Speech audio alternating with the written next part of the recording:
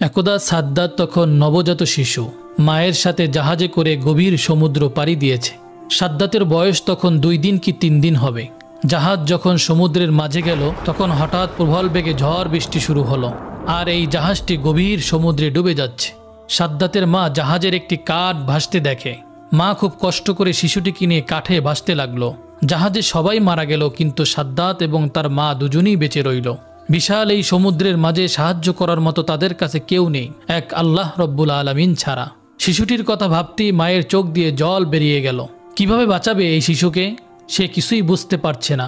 অস্থিরতার কালো মেঘ ছেয়ে যায় তার সমস্ত হৃদয়ে। এমন সময় আল্লাহ রব্বুল আলামিন আজরাইল ফেরেশতাকে ডেকে বলল, হে আজরাইল, যাও ওই গভীর সমুদ্রের মাঝে মা ও শিশু দুজনেই বেঁচে আছে, তাদের মধ্য থেকে এখনই মায়ের জান কবজ করে নিয়ে আসো। আজরাইল ফেরেশতা হুকুম পাওয়া মাত্র বিশাল সমুদ্রের মাঝে এসে দেখল মা তার শিশুকে আদর করছে, দুধ খাওয়াচ্ছে, শিশুকে বাঁচানোর আপ্রাণ চেষ্টা করছে। এটা দেখে আজরাইল ফেরেশতার একটু দুঃখ হলো। সে মনে মনে বলল, হে আল্লাহ, এখনই তো মায়ের জান কবজ করব, কিন্তু এই শিশুটির কি হবে। তারপর এক বুক ব্যথা নিয়ে মায়ের জান কবজ করে আজরাইল ফেরেশতা চলে এলো। আল্লাহ তাআলার আদেশে সমুদ্র শান্ত হয়ে গেল। শিশুটি ভাসতে ভাসতে সমুদ্রের কিনারায় এক জঙ্গলের ধারে এসে পৌঁছালো। শিশুটি কান্না করছে, কেননা তার খুব খিদে পেয়েছে। ওই জঙ্গলে ছিল বিশাল বাঘ ও বাঘিনী, তাদেরও বাচ্চা হয়েছিল, কিন্তু তাদের বাচ্চাগুলো কেউ বেঁচে নেই। আল্লাহ তাআলার আদেশে বাঘ শিশুটির দিকে এগিয়ে এলো। শিশুটিকে দেখে বাঘেরও এত মায়া হলো যে শিশুটিকে বাঘ দুধ পান করালো। এভাবেই সেদিন অতিবাহিত হয়ে গেল। পরের দিন একজন জেলে মাছ ধরার উদ্দেশ্যে ওই জঙ্গলের পাশ দিয়ে যাচ্ছিল। এমন সময় হঠাৎ করে তার চোখ গেল ওই শিশুটির দিকে। দেখে তার খুব মায়া হলো। সে বলতে লাগলো, হে আল্লাহ, কি সুন্দর দেখতে এই বাচ্চাটি, জানি না এই বাচ্চাটি কার, এমন জায়গায় কিভাবে বাচ্চাটি বেঁচে আছে, তার তো খাবার কিছু নেই, জানি না কোন মায়ের এই সন্তান।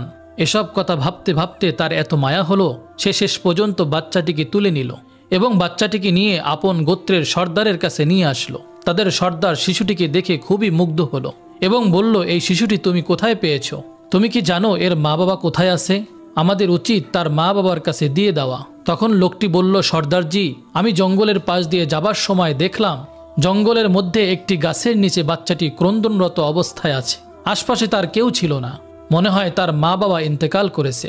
তাকে দেখে আমার খুব মায়া হলো, এজন্যই আপনার কাছে নিয়ে আসলাম। তখনই সর্দারজি বলল, ঠিক আছে, আমার কোনো সন্তান নেই, এই শিশুটির দায়িত্ব আমি নিলাম, আজ থেকে আমি এই শিশুটিকে লালন পালন করব। এভাবেই শিশু সাদ্দাত বড় হতে লাগলো। বাচ্চাটির বয়স 8-9 বছর বয়সে উপনীত হলে অন্যান্য বাচ্চাদের সাথে সেও মাঠে খেলা করতে যেত। অন্যান্য বাচ্চাদের মধ্যে সে ছিল খুবই সুন্দর এবং স্বাস্থ্যবান। তার মায়াময় চেহারা সকলকে আকর্ষণ করত। সে ছিল খুবই স্বাস্থ্যবান এবং চালাক। তার ছিল ভীষণ সাহস। একদিন সে মাঠে খেলা করছিল। তারপর হঠাৎ সে দেখল কিছু সৈন্য পার্শ্ববর্তী রাস্তা দিয়ে এগিয়ে চলছে। এটা দেখে সবাই ভয়ে পালিয়ে গেল, কিন্তু বাচ্চা সাদ্দাত সেখানেই দাঁড়িয়ে ছিল। সৈন্যদের মধ্যে একজনের চোখ অন্ধ ছিল। সে জানতো অন্ধত্ব দূরকরণে সুরমা একটি মহা ঔষধ। তাই সে যখন যেখানেই যেত সুরমার খোঁজ করত। রাস্তার পাশ দিয়ে যাবার সময় ওই অন্ধ সেনা একটি সুন্দর কৌটার অনুসন্ধান করলো। সেটি তুলে দেখলো একটি সুরমার কৌটো। এতে করে সে অনেক খুশি হলো। সৈন্যটি কৌটো খুলে তার চোখে সুরমা লাগাতে যাবে, এমন সময় আরেকজন সৈন্য বলল, আপনি চোখে লাগানোর আগে সুরমাটি পরীক্ষা করুন, এই সুরমার মধ্যে ক্ষতিকর কিছু থাকতে পারে। তখন সে বলল, কিভাবে পরীক্ষা করব? এবার অন্য একজন সৈন্য বলল, ওই দেখুন, ওই যে বাচ্চাটি দাঁড়িয়ে রয়েছে, ওকে দিয়ে পরীক্ষা করুন। এবার ওই সৈন্যটি তাকে বলল, তুমি এখানে দাঁড়িয়ে আছো কেন? এদিকে এসো। বাচ্চাটি তাদের ভয় না করে এগিয়ে এলো এবং বলল, আমাকে ডেকেছেন কেন? আমি তো কিছু করিনি। সৈন্যটি বলল, এই সুরমাটি তুমি চোখে লাগাও। তো বাচ্চাটি ভয় না করে সুরমা চোখে দিল। সুরমা চোখে দেওয়া মাত্রই তার অন্তর্চক্ষু খুলে গেল। দুনিয়ার সমস্ত বস্তু তার দৃষ্টিগোচর হতে লাগলো। এমনকি জমিনের নিচে থাকা সমস্ত স্বর্ণ, রূপা, হিরে, আরও সমস্ত দামি দামি খাজানা দেখতে পেল। বাচ্চাটি ছিল খুবই চালাক, শুধু চালাক নয়, প্রতারক। বাচ্চাটি মনে মনে বলল, এসব কথা এদেরকে বলা যাবে না, আমাকে অন্য কিছু বলতে হবে। অন্যদিকে এক সৈন্য বলল, কি ব্যাপার, তুমি কিছুই বলছো না কেন? কি হয়েছে তোমার? আর তখনই বাচ্চাটি মিথ্যা অভিনয় করে কাঁদতে কাঁদতে বলল, সুরমা লাগানোর ফলে চোখে মারাত্মক ব্যথা অনুভব হচ্ছে, আমার চোখ জ্বলে যাচ্ছে, এখন আমি কি করব? আপনারা আমাকে কি চোখে দিয়েছেন? এই কথা শুনে একজন সৈন্য অন্ধ ওই সৈন্যকে বলল, মনে হয় সুরমায় কোনো ভেজাল মিশ্রিত আছে, এটা ওই আসল সুরমা নয়। এরপর তারা সুরমার কৌটা ফেলে ভয়ে ওই স্থান ত্যাগ করল। বাচ্চাটি দ্রুত ওই সুরমার কৌটা নিয়ে বাড়িতে চলে এলো। বাড়িতে এসে তার বাবার নিকট বলল, বাবা, আমি এমন এক জিনিস পেয়েছি যেটা দিয়ে খুব তাড়াতাড়ি আমরা রাজা হয়ে যাব। তখন তার বাবা বলল, কি এমন পেয়েছ? তখন বাচ্চাটি বলল, বাবা, আমি এমন এক সুরমা পেয়েছি যেটা চোখে লাগালে জমিনের নিচে সমস্ত স্বর্ণ, রূপা, হিরে, মণি, মুক্তা সবকিছু দেখতে পাই। তখন বাবা বলল, বড় আনন্দের কথা শোনালে বাবা, তোমার কোনো ভয় নেই, আমার অনেক লোকজন আছে, আরও আছে অসংখ্য ঘোড়া ও গাধা। তুমি চোখে সুরমা লাগিয়ে চলো, তুমি যখনই স্বর্ণ, রূপা, খাজানা দেখতে পাবে তখনই আমাদেরকে বলবে, আমরা উঠিয়ে নেব। এভাবেই 10 বছর পর বাচ্চাটি যখন পূর্ণ যুবকে পরিণত হলো, তখন হঠাৎ একদিন সর্দার মৃত্যুবরণ করল। সর্দারের মৃত্যুর কিছুদিন পর একজন লোক বলল, এখন আমাদের সর্দার কে হবে? অপর দিকে থাকা একজন ব্যক্তি বলল, যেহেতু আমাদের সর্দার তাকে লালন পালন করে বড় করে তুলেছে, তাই এই যুবককে সর্দার করা হোক। সবার অনুমতিতেই এই যুবককে সর্দার করা হলো। কিছুদিন পর যুবক সাদ্দাত অনেক অহংকারী হয়ে গেল, কারণ তার কাছে প্রচুর ধন সম্পদ ছিল। সে কারো পরোয়া করত না, এমনকি দেশের বাদশাকেও সে পরোয়া করত না। এভাবেই কয়েক বছর পর তার প্রশিক্ষণপ্রাপ্ত সৈন্য দ্বারা দেশের বাদশাকে পরাজিত করে সে নিজেই দেশের বাদশার সিংহাসনে আরোহণ করল। এক রাষ্ট্রীয় ক্ষমতা নিজের হাতে তুলে নেয়। এক সময়ের অসহায় বাচ্চা আজ দেশের রাষ্ট্রপ্রধান। একদিন বাদশাহ সাদ্দাত তার রাজদরবারে উজির, নাজির, মন্ত্রী এবং সমস্ত কর্মচারীকে ডেকে বলল, আমার ধন দৌলত, সোনা, রৌপ্য, হিরে, গোরা, হাতি, গাধা সহ কোনো জিনিসের অভাব নেই। আমার যেরকম সুন্দর চেহারা, ধন সম্পদ আছে, তাতে কি আমি খোদা হবার উপযুক্ত নয়? তখন সেখানে উপস্থিত থাকা মন্ত্রী, উজির, নাজির সকলেই একসাথে বলল, নিশ্চয়ই, এত যার ধন দৌলত, দালান কোটা, হাতি, ঘোড়া সবই তো আছে, তুমি যদি খোদা না হও তাহলে এই দুনিয়ায় খোদার উপযুক্ত আর কে? এত সুন্দর ভরা মণি, মুক্ত, হিরে, জহুরত, এত কর্মচারী, এত লোক সবই তো আছে, তাহলে তুমিই খোদার উপযুক্ত।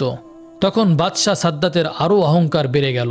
সে তখন বলল, কাল থেকে এই দেশে কোনো মানুষই যেন গাছ পূজা বা পাথর মূর্তি পূজা না করে, সবাই যেন বাদশাহ সাদ্দাতকে পূজা করে। আসলেই বাদশাহ সাদ্দাতের উপর কথা বলার মতো সাহস কারো ছিল না। বাদশাহ সাদ্দাতের হুকুম মতো পরের দিন থেকে তার সৈন্যবাহিনী দেশের বিভিন্ন প্রান্তে বেরিয়ে পড়ল। একটি স্থানে গিয়ে তারা ঘোষণা করল, আজ থেকে এই দেশে কেউ মূর্তি পূজা করবে না, তার বদলে বাদশাহ সাদ্দাতকে পূজা করবে। যদি এই হুকুম কেউ অমান্য করে তাহলে তাকে মৃত্যুদণ্ড দেওয়া হবে।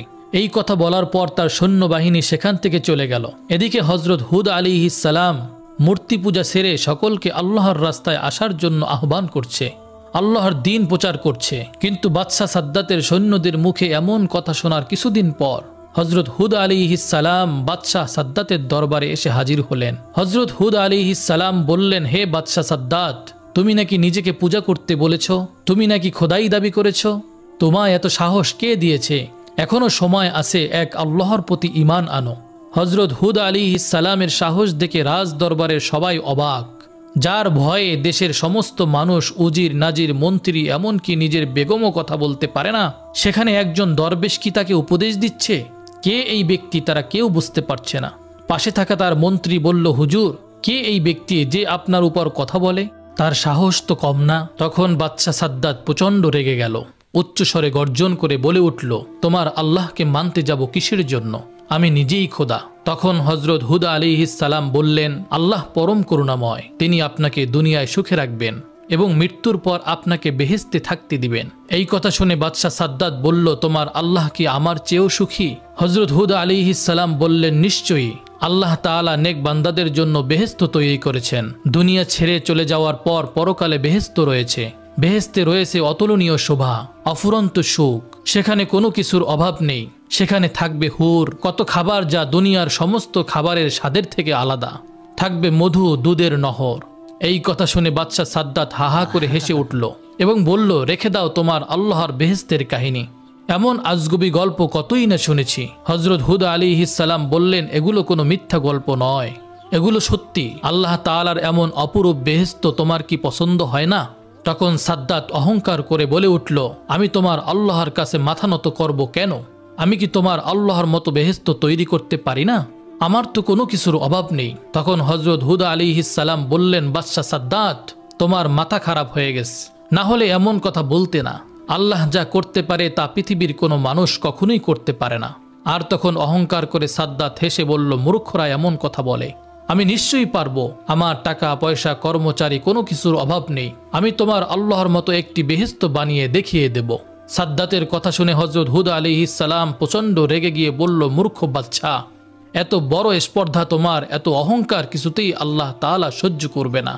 বাদশাহ তখন প্রচণ্ড রেগে গিয়ে হযরত হুদ আলাইহিস সালামকে সেখান থেকে তাড়িয়ে দিলেন। কিছুদিন পর বাদশাহ সাদ্দাত তার সমস্ত উজির নাজির মন্ত্রী এবং কর্মচারীকে ডেকে বললেন, আমি দুনিয়াতে বেহেশত তৈরি করার সংকল্প করেছি, সুতরাং তোমরা উপযুক্ত জায়গার সন্ধান করো।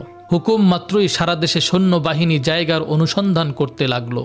অনেক অনুসন্ধান করার পর একটি জায়গা সবার পছন্দ হলো। এই খবর জানানোর জন্য তারা সবাই তাড়াতাড়ি রাজ দরবারে আসলেন। সাদ্দাতের প্রধান উপদেষ্টা তাকে বলল, হুজুর, বেহেশত বানানোর জন্য সবচেয়ে সুন্দর এবং উপযুক্ত স্থান পেয়েছি। বাদশাহ সাদ্দাত বলল, কোন স্থান? সেই স্থানের বিবরণ দাও। তখন প্রধান উপদেষ্টা বলল, স্থানটি লম্বায় ৮,০০০ মাইল এবং চওড়া ৫,০০০ মাইল। এই কথা শুনে বাদশাহ সাদ্দাত অনেক খুশি হলো। সাথে সাথে বাদশাহ সাদ্দাত ঘোষণা করল, এই দেশে কারো ঘর বাড়িতে কেউ স্বর্ণ রূপা রাখতে পারবে না, সবাইকে রাজ দরবারে জমা দিয়ে যেতে হবে। হুকুম মতো পরের দিন থেকে সাদ্দাতের সৈন্যবাহিনী দেশের বিভিন্ন প্রান্তে প্রতিটি বাড়িতে অনুসন্ধান করতে লাগলো। যার বাড়িতে সোনা রূপা হিরে পাওয়া যেত সেটিকে তারা নিয়ে চলে আসতো। এইভাবে বাদশাহ সাদ্দাতের সৈন্যবাহিনী সাধারণ মানুষের উপর অত্যাচার করত। দেশে ক্রমশ অন্যায় অত্যাচার বেড়ে গেল। বাদশাহ সাদ্দাত তার মন্ত্রীকে জিজ্ঞেস করল, মন্ত্রী, বেহেশত তৈরির কাজ কতদূর এগোলো? মন্ত্রী বলল, হুজুর, দুনিয়ার বিভিন্ন প্রান্তে যেখানে যত মূল্যবান জিনিস ছিল, স্বর্ণ, হিরে, মানিক, মুক্ত, জহুরত, ইয়াকুত ও মার্বেল জোগাড় করা হলো। এমনি ভাবে পৃথিবীর বিভিন্ন প্রান্ত থেকে লক্ষ লক্ষ সুদক্ষ কারিগর ও মজুরি বেহেশত তৈরির জন্য আসতে শুরু করলো। বাদশাহ সাদ্দাত তাদেরকে বলল, তোমরা বেহেশতের মধ্যে এমন অসংখ্য বালাখানা তৈরি করবে যার একটি ইট হবে স্বর্ণের এবং অপরটি হবে রূপার। মনে রাখবে, তোমরা যেদিন এই কাজ সফল করে আমাকে সংবাদ দেবে, সেদিনই আমার চিরকাঙ্ক্ষিত বেহেশতে বসবাসের জন্য যাব। দিন রাত পরিশ্রম করে ৩০০ বছর ধরে বেহেশত তৈরি করা হলো। অনেক ঐতিহাসিকদের মতে সেটি বিচিত্র কারুকার্যময় ও অপূর্ব সুন্দর হয়েছিল। যেদিকে নজর দেওয়া যায় সেদিকেই অপরূপ। চারদিকে কারিগরদের শ্বেত পাথরের অপূর্ব কার্য। রংমহলের চারিধারে হাজার হাজার ঝাড় লণ্ঠন ঝুলছে, কিন্তু আলোর দরকার হয় না। অন্ধকার রাতে সেই ঘরগুলো চাঁদের আলোর মতো স্নিগ্ধ। উজ্জ্বল মণিমুক্ত খচিত ঘরের মেঝে সজ্জিত রয়েছে। মেঝের উপরে রয়েছে নানান রকমের সুন্দর সুন্দর ফুলদানি। ঘরের চারদিক থেকে আতর, গোলাপ, মিস্ক, আম্বরের খুশবু ছড়ছে। মহলের চারিপাশে বাগান, ওই বাগানে রয়েছে সোনা রূপার গাছ। তার পাতা ও ফল নানা রকমের কারুকার্যময়।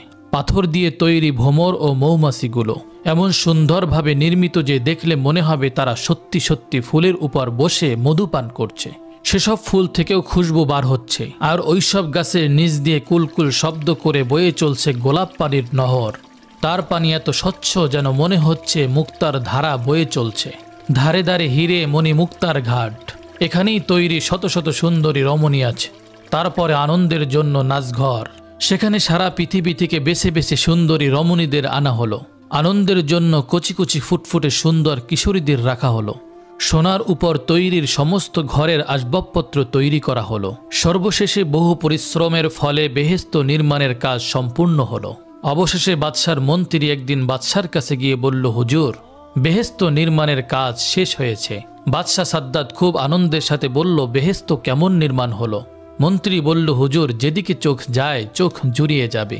পৃথিবীর এমন কোনো জিনিস নাই যে সেখানে আমরা তৈরি করিনি।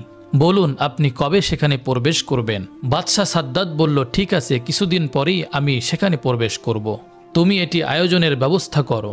সাদ্দাতের সম্মানার্থে বেহেশতে প্রবেশ পথে নির্মাণ হলো শাহী তরণ। অনিন্দিত সুন্দরী যুবতীদের দাঁড় করিয়ে রাখা হলো বাদশাকে অভ্যর্থনা জানানোর জন্য। মোট কথা, বাদশার আনন্দ, আরাম, আয়েশের জন্য যত কিছুর প্রয়োজন সবই তারা করল। বেহেশতে প্রবেশের নির্ধারিত সময় উপস্থিত সকল প্রকার প্রস্তুতি সম্পূর্ণ। বাদশাহ শাহী পোশাকে সজ্জিত হয়ে তার মন্ত্রী, উজির, নাজির, কর্মচারী সমস্ত লোকজনকে নিয়ে বেহেশতে প্রবেশের জন্য এগিয়ে চলল। কিছুদূর যাবার পর দূর থেকে নজর পড়ল বেহেশতের একটা অংশে। এত চমকপ্রদ যে চোখ ঝলসে যেতে লাগলো। আনন্দে সাদ্দাতের মুখ থেকে কথা বের হলো না। মনে মনে বলল, এই তো আমার বেহেশত, ওখানে আমি খোদা হয়ে বসবো। এমনি ভাবে তারা প্রায় বেহেশতের কাছে এসে পড়ল। বাদশাহ সাদ্দাত যখন বেহেশতের দরজার কাছে এসে পড়ল, ঠিক এমন সময় আল্লাহ রব্বুল আলামিন হজরত আজরাইল ফেরেশতাকে ডেকে বলল, হে আজরাইল, যাও বাদশাহ সাদ্দাতের এখনই জান কবজ করে নিয়ে আসো।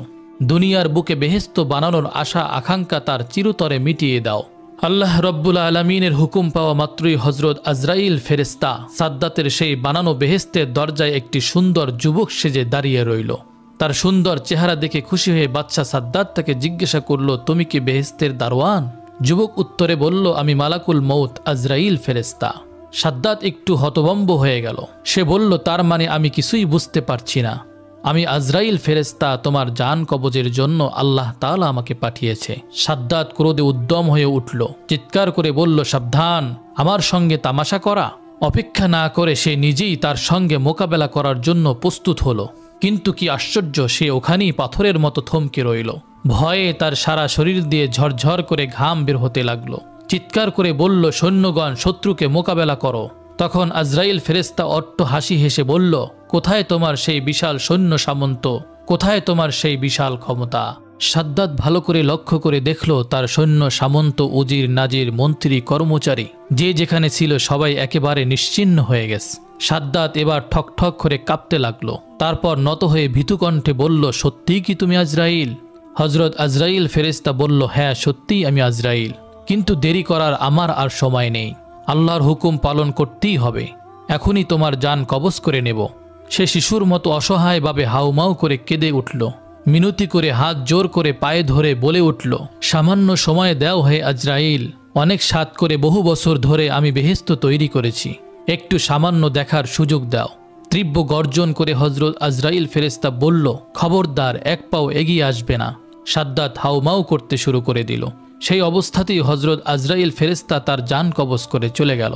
তারপর হঠাৎ একটা ভয়ঙ্কর এবং ভীষণ আওয়াজে সাদ্দাতের তৈরি সেই স্বাদের বেহেশত একেবারে মাটির সঙ্গে মিশে গেল। পৃথিবীর জমিনে তার আর কোনো চিহ্ন রইল না। পৃথিবীর জমিনে অহংকারের ফল কিরূপ হয় সেটা শুধু রয়ে গেল মানুষের মনে। একদিন হজরত আজরাইল ফেরেশতা আল্লাহর দরবারে উপস্থিত হয়ে বললেন, আপনার নির্দেশে আমি মানুষের জান কবজ করে থাকি, এতে আমার কোনো দয়া মায়া লাগে না। তবে দুটি মানুষের জান কবজ করার সময় আমার একটু মায়া হয়েছিল। তার মধ্যে একজন হলো ওই মহিলা যে বিশাল সমুদ্রের মাঝে জাহাজ ডুবে যাওয়ার পর আপন শিশুকে নিয়ে একটি কাঠের উপর ভাসছিল, আর তখনই আপনি তার জান কবজ করার নির্দেশ দিয়েছিলেন। আমার তখন ওই বাচ্চাটির জন্য বড়ই মায়া হয়েছিল যে এই শিশুটির অবস্থা এখন কি হবে, কে তাকে দুধ খাওয়াবে, দেখাশোনা করে বড় করে তুলবে। আর একজন হলো এই বাচ্চা যে কয়েক বছর ধরে সাধনা করে একটি মনোরম বেহেশত বানিয়েছিল। অতপর সে যখন ওই বেহেশতে প্রবেশ করতে গেল, ঠিক তখনই আমাকে আপনি জান কবজ করার আদেশ দিলেন। আমার তখন বড়ই খারাপ লাগছিল, এই জন্য যে সে তার নির্মিত বেহেশতকে এক পলকের জন্য দেখে যেতে পারল না। হজরত আজরাইল ফেরেশতার এমন কথা শুনে আল্লাহ রব্বুল আলামিন বললেন, হে আজরাইল, যে বাদশার জন্য তোমার মায়া দয়া হলো, যার জন্য তুমি আফসুস করছো, সে তো ওই শিশুটি বিশাল সমুদ্রের মাঝে জাহাজ ডুবে যাওয়ার পর যার মায়ের জান কবজ করতে তোমার মায়া হয়েছিল। হে আজরাইল, তুমি জানো না সে শিশুটি বড় হয়ে আমার নাফরমানি করেছে, অহংকার করে আল্লাহ তাআলাকে অস্বীকার করেছে, আল্লাহর হুকুমের বিরোধিতা করেছে। তাই আমি তার বেহেশতে পা রাখার সুযোগ দেইনি, বরং তার ভিতরে প্রবেশের আগেই সব ধ্বংস করে দিয়েছি। প্রিয় দর্শক, এই ঘটনা থেকে আমাদের শিক্ষা নেওয়া উচিত। আল্লাহর নিয়ামতকে অস্বীকার করলে, অহংকার করলে এর পরিণতি খুবই খারাপ হয়। আমরা এই পৃথিবীতে আল্লাহর নিয়ামতের মাঝে ডুবে থেকেও অহরহ নাফরমানি করে চলেছি, আল্লাহর হুকুমের বিরুদ্ধাচারণ করেছি। এ সমস্ত জিনিসকে আমাদের বর্জন করতে হবে। সকল খারাপ কাজ ছেড়ে দিয়ে সহজ সরল পথে চলার চেষ্টা করতে হবে। আল্লাহ তাআলা যেন আমাদের সকলকে হিংসা, অহংকার, সুদ, ঘুষ, হারাম আরও সকল প্রকার খারাপ কাজ থেকে দূরে সরিয়ে রাসূল সাল্লাল্লাহু আলাইহি ওয়াসাল্লামের দেখানো পথে চলার তৌফিক দান করেন। আমিন।